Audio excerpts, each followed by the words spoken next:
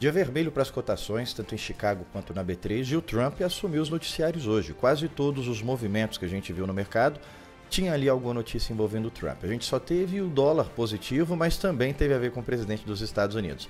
Vamos falar dessas e outras notícias que vão impactar o nosso mercado logo depois da nossa vinheta.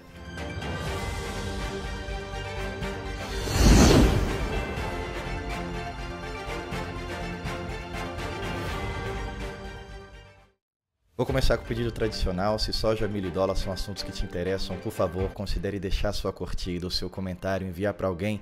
Você vai fazer um bem danado pra gente aqui, vai ajudar muito o nosso trabalho a chegar a outras pessoas. Sempre agradeço o apoio que você deixa aqui pra gente. Por favor, continue apoiando. E se você não está deixando uma curtida, um comentário, se você não está seguindo a gente, faça isso. Não vai te custar nada e vai ser uma grande ajuda pra gente aqui.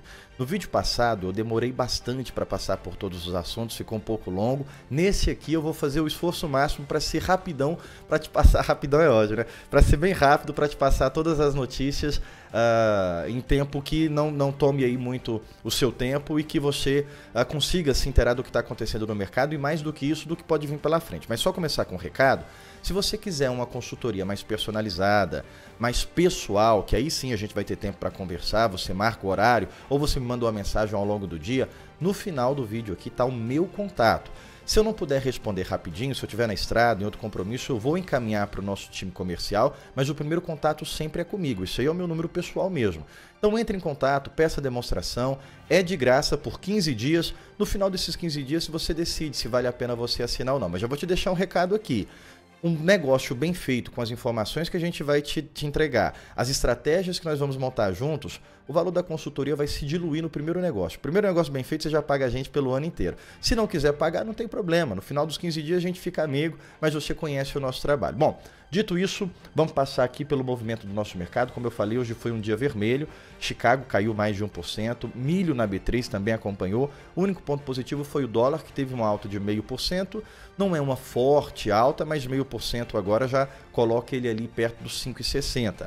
Bom, os motivos da queda de Chicago teve a ver com o desenvolvimento de safra americana, com o clima, mas o que mais pega são os acordos tarifários do Trump, que a gente vai falar aqui no final. Mas antes, vamos passar aqui pelas divulgações do dia a dia, né? Toda segunda-feira a gente tem a qualidade das lavouras. A qualidade do milho caiu um pouquinho, de 74 para 73, e a soja subiu de 68 para 70. Eu friso bastante isso daqui, sempre que o USDA considera a qualidade das lavouras acima de 70, o mercado sabe que eles estão mirando o teto produtivo. Nos relatórios passados, sobretudo para milho, a gente teve redução diária, mas o mercado já começa a especular de que pode haver aumento de produtividade, que é uma produção muito alta. Bom, dito isso aqui, eu vou puxar os comentários, agradecer sempre os comentários que vocês colocam aqui pra gente, em especial aqui o Thiago, que é um parceiro, é um amigo, é de casa, e deixou um comentário ali, até respondendo outros comentários já, ajudando a gente aqui, mas em relação ao tema que nós discutimos no vídeo passado. Nesse momento estamos vendo um embarque fraco de milho e um embarque de soja acima do normal para o período. Então podemos sim ter cancelamentos de embarque de milho. Isso porque eu falei que o line-up estava forte no nomeado, mas o embarcado estava fraco. E o Thiago, que opera o físico todo dia, já veio confirmando isso aí, a gente já vai conversar um pouco mais sobre isso. O Crisley teve um comentário que é especial porque a gente não estava conseguindo manter a frequência do radar, mas setembro a gente bateu carimbo aqui toda segunda. Ronaldo, parabéns pela constância e pela qualidade das análises que você compartilha todas as segundas. O mercado precisa de conteúdos como o seu, claros, objetivos e com profundidade. Suas leituras agregam muito para quem está na lida diária das operações. Obrigado, viu, Crisley? E é um compromisso que eu vou reforçar aqui de estar aqui com frequência. Até vou revelar um bastidor aqui. Essa já é a segunda vez que eu estou gravando, porque a primeira vez deu problema. Eu espero que dessa vez eu consiga de fato finalizar, porque o radar ele é quase ao vivo. Assim que eu termino de gravar, a gente já sobe ele para a plataforma. Então, você está assistindo exatamente o momento que eu ainda estou aqui no escritório. E quero responder duas perguntas para a gente seguir aqui como tema do vídeo. O Felipe, Ronaldo, caso não houvesse o tarifaço, hoje o nosso cenário para contratos futuros seriam piores? Sendo bem objetivo, o mercado, se não estivesse olhando para os tarifaços, ia olhar para o quadro de oferta e demanda. Seria até pior no sentido de câmbio, porque o dólar estava na casa de 5,40 quando o tarifaço começou. Teve também a questão do IOF, mas a gente tinha um dólar subindo, ou seja, o real subindo, o dólar caindo no Brasil, e o tarifaço fez o dólar voltar aí para perto de 5,60. Mas o mercado olhando para o quadro de oferta e demanda, iria precificar uma colheita do Brasil cheia, tanto para milho quanto para soja, e os Estados Unidos com essas produtividades que a gente começou falando. Então, a gente não teria um cenário positivo, porque toda vez que sai um acordo, a Chicago sobe, que não foi o caso do acordo com a Europa, que a gente já vai conversar. E, por final, a pergunta do seu Giovanni Paludo, que também é de casa, é um amigo nosso de muito tempo. A colheita da safrinha está pressionando os preços. Qual será o fundo do poço para milho B3, setembro 25? Bom, essa é uma pergunta que o analista ele tem que fugir. Ele não pode cravar nenhum valor específico, porque é um convite ao erro. Você diz, acredito que o preço vai para X. Mesmo assim, mesmo sabendo que isso é um convite ao erro, eu vou deixar aqui uma opinião pessoal, mas vou colocar de fato o que eu acredito. E não é objetivo, não é cravar preço. Mas a gente vinha conversando que a colheita estava muito atrasada e isso estava fazendo com que os preços se sustentassem. E à medida que a colheita avançasse, voltaria a pressão de queda por produto novo entrando no mercado. A gente chegou a 51%, embora você está vendo aí nessa linha vermelha, que está bem abaixo da média, bem abaixo do ano passado. Mas quando a gente dá um zoom no cenário, a gente vai ver que estados como Mato Grosso do Sul e Goiás começaram a avançar. E qual que é o ponto aqui? Quem abastece mais o mercado paulista são esses dois estados, Mato Grosso do Sul e Goiás. Mato Grosso do Sul estava atendendo ali as usinas e isso regionaliza os preços. E Goiás estava entregando primeiro os barters, produtores que tinham vendido estavam entregando os contratos e armazenando. Não estava vindo muito milho novo para o mercado. Em paralelo, a colheita em São Paulo extremamente atrasada. Essa semana, ela já começou praticando aquilo que a gente conversou na semana passada, que a pressão de oferta aumentaria. E os preços sentiram isso hoje, tanto na B3 quanto no mercado físico. As indicações começaram a vir para baixo. A gente não viu nenhum negócio efetivar a níveis mais baixos, mas a gente já começou a receber indicações do comprador mais baixo. E para onde isso deve levar a B3? Eu acredito que a gente saiu de 65 na semana passada e deve voltar a caminhar em sentido aos 60. Eu não acredito que a B3, contrato de setembro, vai morrer ali na casa de 60. Mas eu acredito que ela pode voltar para 62, 61. Lá atrás a gente acreditava que podia vir abaixo de 60. Hoje isso não está muito mais claro, porque houve um atraso significativo na colheita. Só que agora a gente já está vendo os compradores passarem por pressão enorme de logística, dificuldade do caminhão descarregar, porque também estão enfrentando capacidade de armazenagem, as cooperativas já estão cheias, os compradores já estão cheios. E o que vai fazer o mercado daqui para frente ser pautado é exclusivamente na paridade de exportação. E quando a gente olha para o movimento de julho, começou um movimento extremamente fraco. 1,5 milhão de toneladas divulgado pelo SESEX, Secretaria de Exportação. É um volume muito baixo para começar julho. Quando a gente olha o line-up, ele mantém os 4 milhões de toneladas nomeados para julho, mas também um embarcado fraco só com 2,3 milhões de toneladas. Agosto não começou mal não, a gente tem um agosto aí na casa de 4 milhões de toneladas nomeados também. Só que agosto tem que aumentar muito o volume, vai aumentar, com certeza esse volume vai aumentar. Só que quando a gente olha para a nossa projeção aqui da Royal Rural, está muito abaixo ainda do que precisa ser efetivado. A gente projetou ali para agosto 7 milhões de toneladas. São projeções que a gente faz no início do ano para a gente fazer ali os ajustes de tabela de oferta e demanda. Ano passado, agosto, nós exportamos 6 milhões de toneladas. A gente viu o Irã começando a comprar mais milho, só que aí começaram a sair os acordos. E o Vietnã foi um dos primeiros ali a fazer acordo com os Estados Unidos, que é um grande comprador de milho. Você lembra que eu falei bastante do Vietnã aqui? Se o julho não está conseguindo chegar nos 3 milhões, nos 4, será que o agosto vai efetivar o 7? Por que é importante esse 7 de agosto? Se você for olhar essa tabela de projeção, você vai ver que a gente está com dificuldade de realizar 39 milhões de toneladas no acumulado total. Se o Brasil fechasse com 40 milhões de toneladas, ainda sobraria um estoque de passagem muito maior do que foi o ano passado. Então são as exportações que vão comandar os preços daqui para frente, e eu acredito que agosto é o mês mais importante para tentar fazer a recuperação do preço. Então eu acredito que setembro pode cair e depois volta a subir à medida que agosto for tomando volume. Mas a gente precisa de chegar pelo menos perto desses 7 milhões de toneladas para isso acontecer. Bom, o motivo do movimento maior do mercado hoje foi o anúncio do acordo com a Europa. A gente vem pautando aqui esse tarifaço do Trump já faz bastante tempo.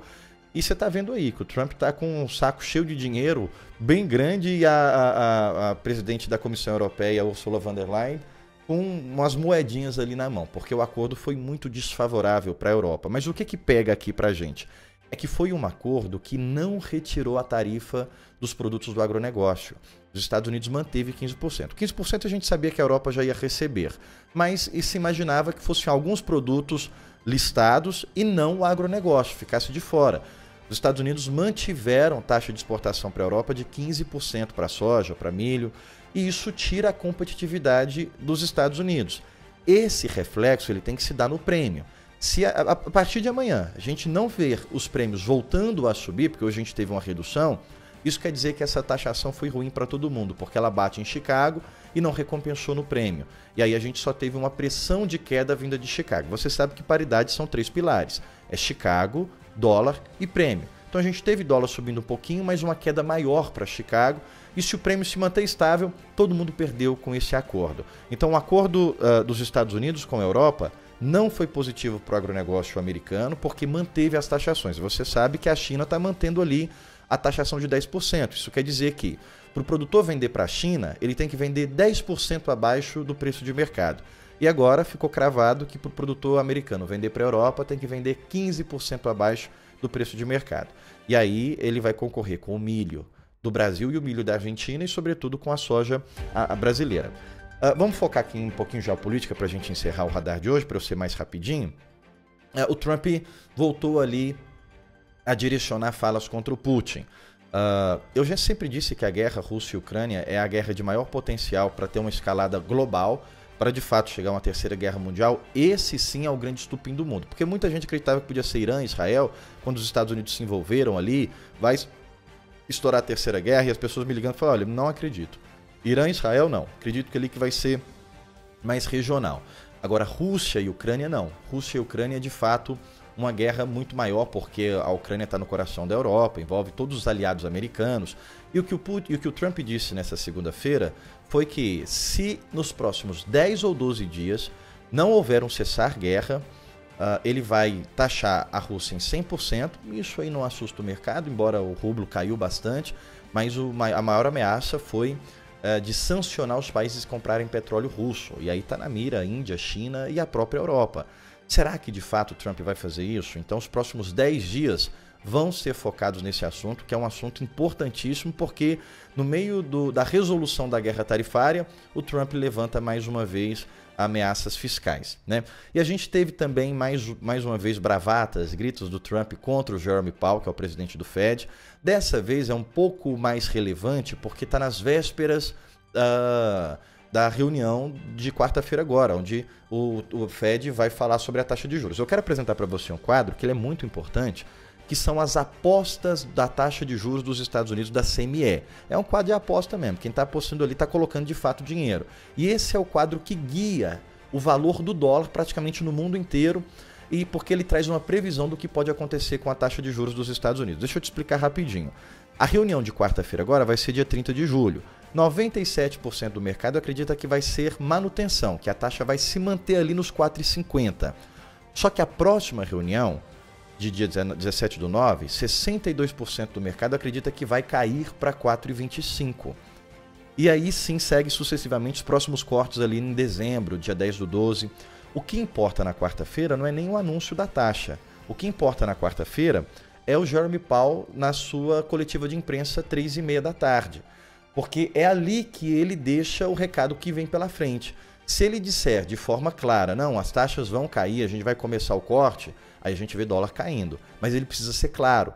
E aí os repórteres vão provocar, vão perguntar, e o Trump está pedindo para baixar, vai ceder, não vai ceder? É normal o presidente de um estado pressionar o presidente do Banco Central, mas não está normal o jeito que o Trump está pressionando ele. Então, quarta-feira é um dia de movimento forte para dólar, porque ele vai dizer ou não se vai se confirmar essas apostas, se elas aumentam de que vai haver o corte ou não, se o pessoal vai migrar ali para a manutenção. Se aumentar o número de gente que acredita que a taxa se mantém, a gente vê pressão de dólar subindo. Para fechar, uma das coisas que também pressionaram o dólar hoje foi o acordo com o Brasil, que não sai, né? Está patinando ali. E a gente teve uma fala do senador Carlos Viana, que está nos Estados Unidos, naquela grande comitiva, confirmando o que a gente vem conversando aqui há semanas. Ele falou, o problema grande do Brasil hoje é que ele se tornou uma posição dos BRICS. Lembra que eu falei do BRICS Pay, que atende ali os interesses da China, e ele disse que o Trump não está agradando disso. Eu já tinha falado isso aqui nos vídeos passados, mas vou reforçar. É muito provável, não vou dizer 100%, mas é quase garantido que no dia 1º de agosto o Brasil vai ser sim taxado. O mercado tentou precificar algo antes, mas ainda não sentiu 100% da pressão, isso pressiona o dólar para cima, embora está batendo ali nos 5,60 e voltando. Eu não vejo motivo a longo prazo, mesmo se o Brasil receber a taxa, de dólar ficar acima de 5,60. Seria especulativo, não técnico, mas pode acontecer, porque a gente está vendo acordos com vários países, menos com o Brasil. Tem uma peculiaridade com o Brasil, que o Trump despachou 18 cartas. 17 dessas 18 tinham coisas em comum. Ordem executiva, ou seja, é um governo mandando para outro governo, e o selo ali de emergência internacional de poder econômico. Todas as 17 cartas tinham essas duas características. O Brasil não tinha. Não veio uma ordem executiva e não tinha o selo que ele recorria à lei de emergência internacional de poder econômico. Ele não endereçou a carta ao governo brasileiro. Ele endereçou a carta ao Lula, pessoalmente ao presidente Lula, o que tira qualquer possibilidade de negociação. É o Trump dizendo, não, de fato eu não quero negociar com o Brasil, eu quero que o Brasil sofra esses 50%, que é muito provável que vá acontecer. E é isso que pressiona o dólar. Então, para dólar, a gente vai estar sentindo agora, quarta-feira, super quarta-feira, né? Tem decisão de juros nos Estados Unidos e no Brasil, e dia 1º de agosto provavelmente a gente vai sentir essa tarifa, e também os 10 próximos dias em relação à guerra Rússia e Ucrânia. Para Chicago, você viu que o acordo dos Estados Unidos e a Europa não foi bem para Chicago, então fica ainda o monitoramento ali do acordo que possa sair com a China. Você viu que eles não tinham a data de 12 de agosto, mas agora não é a data final, estenderam para mais 90 dias, então a novela do tarifaço continua e vai continuar pressionando o nosso mercado. Eu vou precisar encerrar por aqui para a gente não ter um vídeo longo e para eu não ter problema e não ter que gravar outro, mas eu deixo aqui para você o meu contato, esse número que está aqui na tela. Você vai falar direto comigo, como eu falei, vou te orientar como é que funciona a consultoria, 15 dias de graça. Se eu tenho que falar que veio pelo radar, vim pelo radar para garantir os 15 dias de graça, porque a gente tem sinal de bolsa, você vai ter bolsa em tempo real, você tem vários informes, áudios diários, você vai ter um bate-papo com os analistas aqui para poder definir as suas estratégias. Então, ó, vim pelo radar, te vi pelo Instagram, pelo YouTube, ou onde é que seja, e quero aí os 15 dias de demonstração. Como eu disse, se você não gostar da consultoria, no final dos 15 dias a gente só encerra, mas mantém a amizade. Então eu espero que a gente possa te ajudar de uma forma mais próxima.